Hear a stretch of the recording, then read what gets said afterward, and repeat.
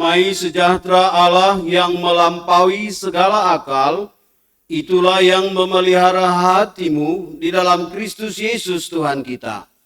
Amin. Selamat hari Minggu Trinitatis yang ke-21 bagi Bapak Ibu saudara yang terkasih. Hari Minggu ini firman Tuhan bagi kita dengan topik memelihara diri dalam kasih Allah. Nats yang menjadi khotbah bagi kita dari kitab Judas, pasal yang pertama ayat 17 sampai dengan ayat 23. Mari kita mengikutinya. Saya akan membacakan untuk kita semua. Memelihara diri dalam kasih Allah. Tetapi kamu, saudara-saudaraku yang kekasih, ingatlah akan apa yang dahulu telah kukatakan kepada kamu oleh rasul-rasul Tuhan kita Yesus Kristus. Sebab mereka telah mengatakan kepada kamu, menjelang akhir zaman akan tampil pengejek-pengejek yang akan hidup menuruti hawa nafsu kefasikan. Mereka adalah pemecah belah yang dikuasai hanya oleh keinginan-keinginan duniawi ini dan hidup tanpa Roh Kudus. Akan tetapi kamu, saudara-saudaraku yang kekasih, bangunlah dirimu sendiri di atas dasar imanmu yang paling suci dan berdoalah dalam Roh Kudus. Peliharalah dirimu demikian dalam kasih Allah sambil menantikan rahmat Tuhan kita Yesus Kristus untuk hidup yang kekal. Tunjukkanlah belas kasihan kepada mereka yang ragu-ragu, selamatkanlah mereka dengan jalan merampas mereka dari api. Tetapi tunjukkanlah belas kasihan yang disertai ketakutan kepada orang-orang lain juga, dan bencilah pakaian mereka yang dicemarkan oleh keinginan-keinginan dosa. Mari kita baca ayat 21 dan 22 sama-sama. Peliharalah dirimu demikian dalam kasih Allah sambil menantikan rahmat Tuhan kita Yesus Kristus untuk hidup yang kekal. Tunjukkanlah belas kasihan kepada mereka yang ragu-ragu. Demikian firman Tuhan.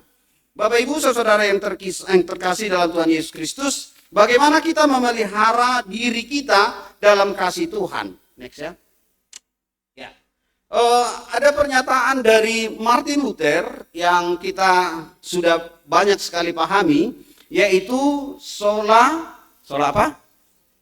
Sola gratia, lalu sola fide dan sola scriptura. Sebenarnya ada lagi sola Christo, ya, hanya karena Kristus. Nah, jadi kalau ditanya bagi kita sekarang, ketika kita membaca dari Judas pasal yang pertama, yang termain sama kita siapa dia? Siapakah penulis kitab Judas? Apakah Judas yang berkhianat? Tidak, ya. Judas yang menulis kitab ini adalah saudara Yesus, ya. Dan itu bisa kita lihat dalam Markus 6 ayat 3. Jadi di situ dituliskan bahwa Judas itu adalah saudara Yesus. Nah, ketika kita melihat kehidupan Yesus, ada datang waktu itu Maria dan saudara-saudaranya. Tapi waktu itu mereka belum memahami siapa Yesus. Namun setelah Yesus tersalib, bangkit dari kubur dan memerintahkan kepada murid-muridnya, pergilah beritakanlah firman Tuhan ini kepada semua bangsa, keluarga Yesus termasuk ini saudaranya, ya, Judas. Jadi ini bukanlah Judas Iskariot. Ya, kita harus paham, jangan salah memahami kita. Ini adalah saudara Yesus yang percaya kepada firman yang disampaikan oleh Yesus. Nah, sekarang menjadi persoalan, banyak orang yang tidak percaya kepada firman yang disampaikan oleh Tuhan Yesus dan juga oleh para hamba-hamba Tuhan atau bahkan oleh pelayan-pelayan gereja. Kenapa? Karena ternyata begitu banyaknya ajaran-ajaran sesat. Nah, itu bisa kita lihat tadi ketika kita membaca dari Imamat 19, ya. Di situ dikatakan, janganlah kamu terikut dengan para penfitnah. Janganlah engkau mengikuti ajaran-ajaran mereka, sebab akulah Tuhan. Nah, maksudnya yang mau kita ikuti siapa? Firman Tuhan, bukan pengajar-pengajar sesat. Nah, sekarang ini kita bisa melihat banyak sekali ajaran-ajaran yang muncul di berbagai media, bahkan mungkin bisa kita lihat di TikTok, Instagram, ChatGPT, bahkan mungkin juga AI. Ketika kami bersama teman-teman para halado, saya tanya begini, coba para halado atau teman-teman buka dulu, kita maksud ini Judas ya, jadi anak firman Tuhan Judas dalam bahasa Batak. Nah, ternyata ChatGPT atau AI berantakan kata-katanya. Kenapa? Karena dia tidak tahu bahasa Batak. Nah, ini penting ini. Jadi ternyata teknologi ini pun bisa kita hadapi. Ya, kalau bahasa Inggris dia mantap, dia bisa kuasai. Tetapi bahasa Batak dia nggak bisa. Dia langsung lelet. Makanya itu penting Bapak Ibu, ya, ajarkan bahasa Batak itu untuk anak-anakmu. Karena itu ternyata bahasa sandi, bahasa kode kita yang sulit untuk dipahami oleh teknologi. Nah, mari kita belajar bagaimana kita memahami nas firman Tuhan ini. Saya hanya mempersingkat bahwa ada sola gracia, semua karena kasih karunia, ada sola fide, semua karena iman, ada sola scriptura, semua karena firman Tuhan. Kita lihat yang pertama ya. Mari kita lihat yang pertama di sini, bahwa dikatakan bangunlah dirimu di atas iman yang teguh dan yang paling suci. Itu yang kita ingat di sini ya. Hati-hati dengan ajaran sesat. Ajaran sesat pasti berbeda dengan ajaran iman yang suci. Ya, banyak sekarang ajaran-ajaran yang bisa menyesatkan kita. Contohnya ada yang muncul penyembah Google. Ya, karena apa? Karena segala sesuatu yang dia butuhkan bisa dia minta dari Google. Jadi dia berpikir bahwa Google lah Tuhannya. Ketika ada sinyal, oke. Ketika nggak ada sinyal, seperti kita pelayanan ke suku Baduy, nggak ada sinyal, berarti hilanglah Tuhannya, gitu ya. Kalau dia penyembah Google. Nah, mari kita lihat di sini ketaatan kita bukan kepada teknologi, bukan kepada semua yang menggoda manusia di tengah-tengah dunia ini, tapi bagaimana hubungan kita dengan Tuhan. Jadi cara mengatasi ajaran sesat yang pertama adalah punya hubungan dengan Tuhan melalui iman kita. Ya, karena apa? Karena dengan iman kita bisa diselamatkan oleh Tuhan. Sebab dengan kasih karunia kamu diselamatkan oleh imanmu kepada Yesus Kristus. Itu perlu. Jadi itu harus kita ingat. Efesus 2 ayat 8 sampai 9. Itu adalah tema retreat kita ya. Efesus 2. Kalian udah baca di baju kaos kita masing-masing ya. Nah, jangan setelah selesai retreat bajunya disimpan. Firmannya dilupakan. Ya, kita harus ingat. Apalagi tadi kalian punya kor yang luar biasa ya. Kalian nyanyikan haleluya. Itu adalah lagu besar bahwa kita tidak hanya sekedar bernyanyi, tapi kita bernyanyi untuk memuji Tuhan di sorga. Itu haleluya. Hanya malaikat awalnya yang menyanyikan itu. Jadi kalian ini sekarang sudah menjadi malaikat. Karena apa? Karena kalian nyanyikan lagu haleluya itu. Ya, terima kasih untuk lagu yang luar biasa itu. Nah, dari sini bisa kita melihat apa yang kedua lagi, next ya, bahwa kita harus memelihara diri kita dalam kasih karunia. Ciri-ciri ajaran sesat adalah suka bertikai, ya, hal berbeda, di rumah berbeda, di gereja berbeda, di persautaan berbeda. Rak dinamodong pe merbada dinipina. Itu ciri-ciri orang yang sesat itu. Nah, oleh karena itu mari kita pelihara diri kita, hindarkan diri kita dari ajaran-ajaran yang membuat kita menjadi orang-orang yang sesat. Kemarin beberapa hari yang lalu di SMA 72 ketika hari Jumat ada bom meledak. Pertanyaan, itu datang dari luar atau dari dalam? Dari dalam. Siapa yang membuatnya? Siapa yang membuatnya? Pelajar SMA kelas 12. Kenapa? Kenapa sedemikian nekatnya dia membuat bom rakitan di tempat ibadah dan luka 60 orang. Nggak tanggung-tanggung Bapak Ibu. Hanya dengan satu alasan, aku dibully. Apakah dengan alasan itu terus kita disahkan untuk membunuh orang lain? Ini ajaran sesat. Jadi jangan dikuasai oleh segala ajaran-ajaran yang kita tonton, yang kita lihat, bahkan yang dipromosikan oleh banyak orang. Bahwa ada orang yang membunuh orang lain, lalu masuk surga. Surganya surga siapa itu? Surga para pembunuh. Kan gitu ya.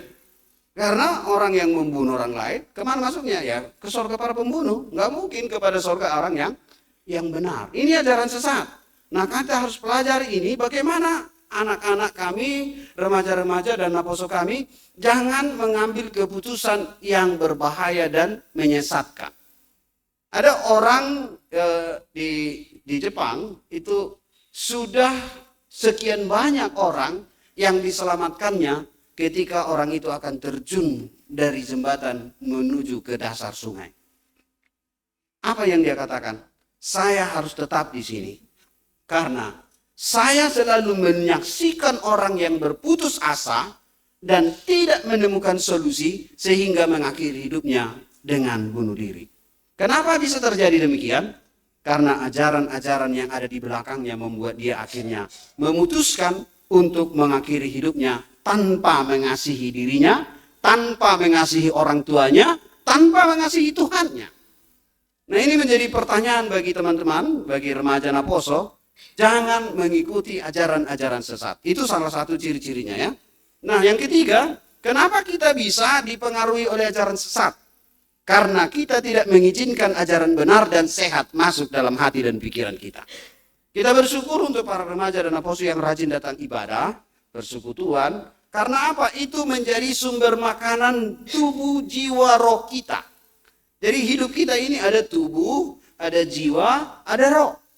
Nah ketika kita menerima ajaran benar firman Tuhan, sola scriptura, maka di saat itu kita menemukan sinar terang di tengah-tengah kegelapan. Karena apa? Dunia ini kan penuh dengan kesesatan.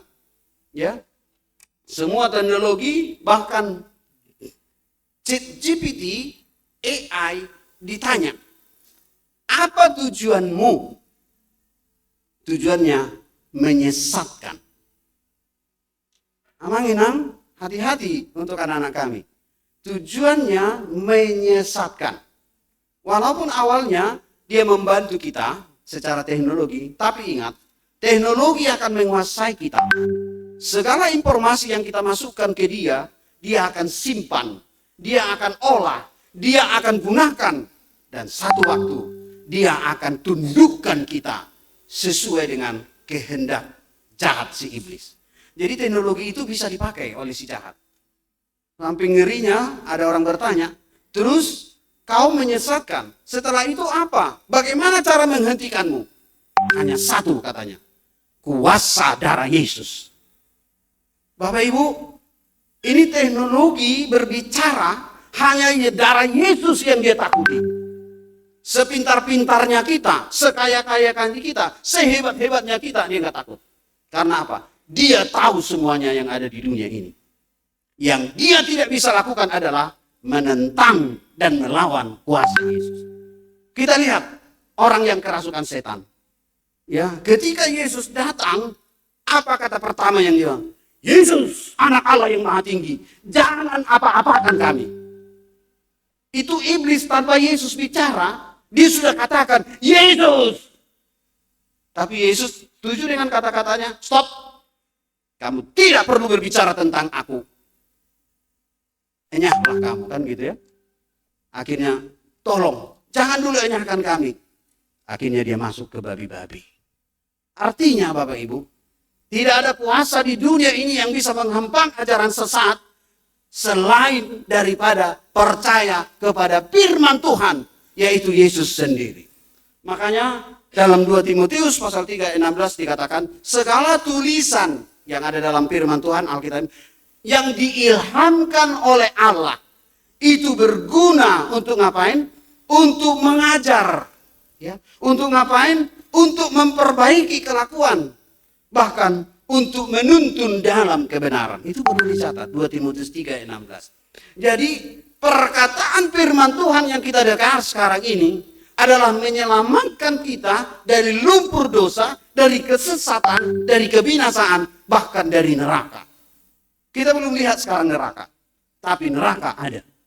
Karena apa? Itu tempat orang-orang yang menentang Yesus, termasuk iblis. Jadi itu ada dan nyata. Oleh karena itu, mari kita perkuat diri kita dengan firman Tuhan yang kita dengar sekarang ini ya. Supaya kita jangan mudah dikalahkan. Langkah pertama untuk bertahan menghadapi ajaran sesat di zaman yang jahat ini adalah ingat selalu firman Tuhan. Ya, ingat selalu. Ajaran sesat itu bisa dikalahkan dengan firman Tuhan. Tidak ada kuasa di dunia ini yang bisa mengalahkan firman Tuhan. Karena dia muncul dari awal sampai akhir. Alfa dan Omega. Para rasul sudah membuatkan bahwa zaman akhir ini akan muncul pengajar-pengajar sesat. Pengejek-pengejek, orang-orang yang hidup dengan hawa nafsunya. Ya, ada lagu bangun tidur, tidur lagi, bangun tidur, tidur lagi. Itu bagi orang yang malas. Ya, bahkan ada lahir di tengah-tengah orang berkecukupan, hidup remaja atau pemuda poya-poya, tengah-tengah. Lalu kemudian harapannya masuk surga. Oh, senang sekali ya. Hidupnya berkelimpahan dengan harta, poya-poya, senang-senang. Lalu akhir hidupnya masuk surga. Surga siapa itu? Bukan surga di dalam Tuhan. Karena Yesus berkata, kita sebagai orang percaya harus siap untuk menghadapi segala hal, termasuk penderitaan. Nah, oleh karena itu tidak ada yang sanggup untuk mengalahkan firman Tuhan. Karena orang yang tetap berpegang pada firman Tuhan, dia tidak terbawa oleh arus dunia yang menyesatkan. Dunia ini ada arusnya, ya, arus zaman namanya. Setiap tahun, setiap abad, setiap milenium itu punya arus masing-masing. Kalau dulu para orang-orang tua kami yang sekarang ini itu bertahan dalam belajar, ya. Walaupun dilarang kadang atau sulit belajar masuk sekolah tetap bertahan. Ada yang pergi sekolah pegang sepatu supaya apa? Supaya sepatunya jangan cepat rusak. Ya, kalau sepatunya dipakai cepat rusak. Kalau sekarang, kira-kira anak-anak kami di sini, kalau boleh rak sepatunya penuh. Ya, hanya sesuai sekarang bajunya warna apa nih?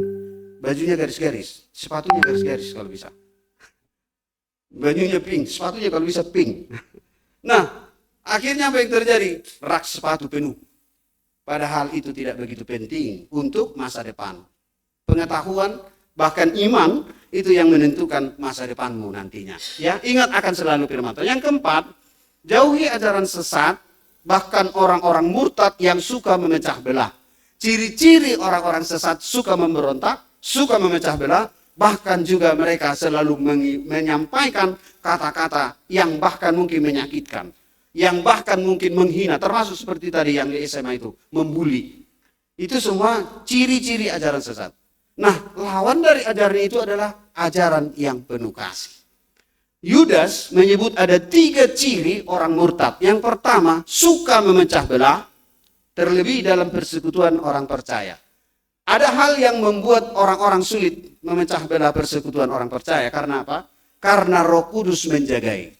Kalau kita dalam pertanyaan, kita tidak mungkin lihat langsung, tapi di situ ada kuasa Roh Kudus. Ketika kita berdoa, dalam fotum seperti parminggon ini dan pertanyaan di dalam nama Allah Bapa, Anak dan Roh Kudus, maka seluruh lingkungan ini sudah dalam kuasa Allah Bapa. Jadi iblis tidak akan bisa mengganggu kita. Itu harus iman kita. Nah, oleh karena itu mari selalu serukan dalam doa. Kalau berdoa, Tuhan, di dalam nama Allah Bapa, di dalam nama Yesus Kristus, dan di dalam nama Roh Kudus. Karena di dalam nama itulah, dalam Yohanes 14 ayat 13-14, apa saja yang kamu minta di dalam namaku, maka aku akan melakukannya. Nah, ciri-cirinya tadi tidak bisa memecah persekutuan dan dia menghambat pertumbuhan persekutuan orang percaya. Makanya larangan-larangan yang berhubungan dengan dilarangnya berdirinya persekutuan itu adalah salah satu ciri yang dipakai oleh kuasa duniawi untuk menghambat persekutuan orang-orang percaya. Yang kedua, pikiran kita. Pikiran kita bisa ditawan oleh dunia ini. Kita berada di gereja, tapi pikiran kita sekarang berada di mana? Mari, arahkan dulu hatimu dan pikiranmu. Jangan-jangan iblis ingin menyesatkan kita melalui pikiran-pikiran kita juga. Pikiran-pikiran kita yang tidak sesuai dengan firman Tuhan. Ya, memikirkan hal-hal yang jahat, bahkan setelah dipikirkan, dari mata turun ke hati, dari hati terjadi dalam tindakan. Ini yang harus kita jaga. Ya, bahkan dia lebih cenderung mencari keuntungan untuk dirinya sendiri. Rugi petahohamu, marbada petahohamu, sehingga petahohamu, aku tidak peduli. Itulah ciri orang sesat. Kalau ada yang seperti itu, hati-hati, jangan terlalu dekat dengan dia. Karena dia akan tetap menghancurkanmu. Jadi jangan terlalu percaya dengan kata-katanya. Yang ketiga, orang-orang yang murtad itu mati secara rohani. Karena dia tidak mengizinkan Roh Kudus, Allah Bapa dan Yesus Kristus untuk memimpin hidupnya. Dia sudah memimpin dirinya dengan kemauannya sendiri. Sehingga dia walaupun aktif dalam kegiatan agama, tetapi bukan hidup beriman. Beragama tapi tidak beriman. Itu lebih ngeri itu. Aksesoris yang dia pakai semuanya adalah aksesoris agama, tapi hidupnya menyesatkan. Itu ajaran sesat. Yang kelima, untuk menghadapi ajaran sesat, rajinlah berbuat kasih. Makanya hal yang paling besar dalam dunia ini adalah kasih. Kasih itu ketika kita bisa melakukan, itu buktinya kita memiliki Allah. Karena Allah adalah kasih. Mulugoi do tok kita masih holongan, masih urupan, dan kita saling memaafkan, saling menerima. Itu buktinya Tuhan ada dalam diri kita. Tunjukkanlah belas kasihan kepada mereka yang ragu-ragu. Itu dari firman kita. Selamatkanlah mereka dengan jalan, merampas mereka dari api. Maksudnya mereka akan mati binasa. Judas menutup bagian ini dengan panggilan pelayanan di tengah-tengah dunia yang murtad ini. Jangan bertahan terhadap ajaran-ajaran yang menyesatkan. Terkadang orang sudah diingatkan tapi ngeles, ya, ngeles, membela-bela diri, bahkan merasa apa yang kita ucapkan itu tidak benar. Gitu. Nah, orang-orang yang seperti ini harus hati-hati kita. Ada 3 kelompok yang tidak mau berbelas kasihan. Yang pertama, orang yang ragu-ragu. Kalau kita pulang dari sini, ada orang tabrakan di sana. Terus kita lihat saja dan kita ragu, tolong enggak ya? Tolong enggak ya? Baru kancingnya, tolong enggak, tolong enggak, tolong enggak, gitu. Itu orang ragu-ragu itu enggak akan mendapatkan kasih karunia Tuhan. Ya, hati-hati. Jadi orang yang bertindak sesuai iman itu yang Tuhan inginkan, bukan orang yang ragu-ragu. Ya, kelompok ini sangat tidak disetujui oleh Tuhan. Orang yang mulai goyah imannya perlu didekati dan diselamatkan, jangan diusir, harus ditolong dan diselamatkan. Yang kedua, mereka yang hampir binasa tadi ya, perlu tindakan tegas seperti merampas mereka dari api. Kalau anak-anak pergi kalau kita bakar sampah, ya kertas-kertas, terus dia lari ke situ, itu nggak bisa, jangan, nggak bisa, ya itu harus segera ditangkap. Kalau tidak dia terbakar. Jadi orang yang seperti ini nggak bisa hanya ngomong doang, harus ada tindakan. Ya, beberapa hari ini atau kemarin kami banyak mengunjungi jemaat-jemaat kita, ya. Nah, di sini ada kalanya kita harus berbicara tegas dan keras, tapi tujuannya untuk menyelamatkan. Ya, kalaupun kita tegas dan keras, terlebih-lebih kalau di rumah untuk orang tua kepada anak-anak, jangan berbicaranya sampai 1 meter, 2 meter, 3 meter, jangan gitu. Ya, untuk menyampaikan pesan-pesan kasih harus dekat, pegang tangannya. Peluk dia, katakan, tapi dengan tegas. Ya, jangan dengan lemah lembut, jangan berbuat dosa nak. Gimana nanti kalau kau berbuat dosa terus? Emangnya dosa itu mainan? Tidak, harus tegas. Ya, mereka yang telah mencemarkan dirinya, jadi dirinya, bahkan juga tempat tidurnya, bahkan juga rumahnya, bahkan juga keluarganya. Orang yang berbuat dosa itu akan mencemarkan dirinya, rumahnya, kamarnya, bahkan juga keluarganya, bahkan mungkin masyarakat. Makanya kalau ada ditemukan orang yang melakukan kecemaran pada masa-masa kita dulu, itu dilempari itu. Kalau perlu diusir dari kampung itu.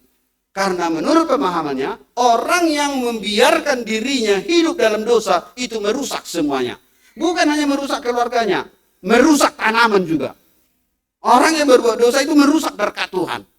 Dan akhirnya berhentilah berkat Tuhan untuk kampung itu. Makanya kalau orang Batak itu tegas waktu itu. Kalau ada yang seperti itu, langsung diusir keluar. Karena itu mendatangkan bala.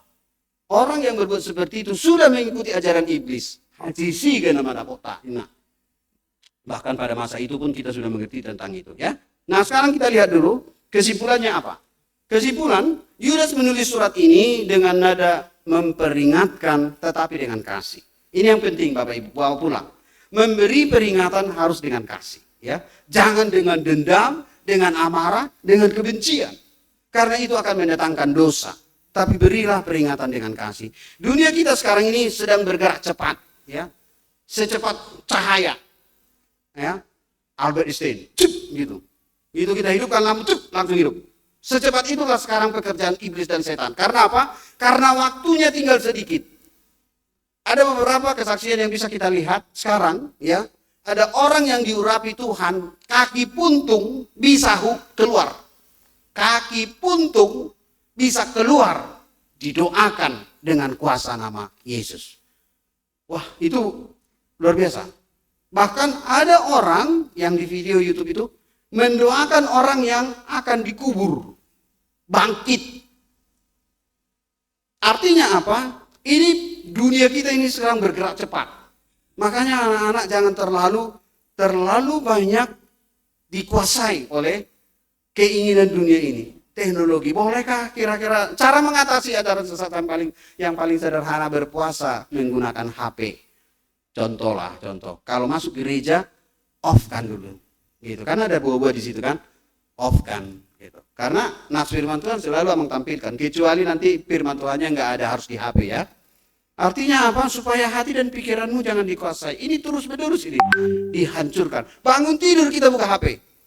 Jarang kita bilang bangun tidur, Tuhan terima kasih aku sudah bangun. Coba kalau kita nggak bangun. Nah itu. Jadi ajaran-ajaran ini perlu kita antisipasi ya. Kita harus tetap menjadi orang yang percaya, yang mengingat firman Tuhan, sola scriptura, yang menjauhi segala nafsu duniawi.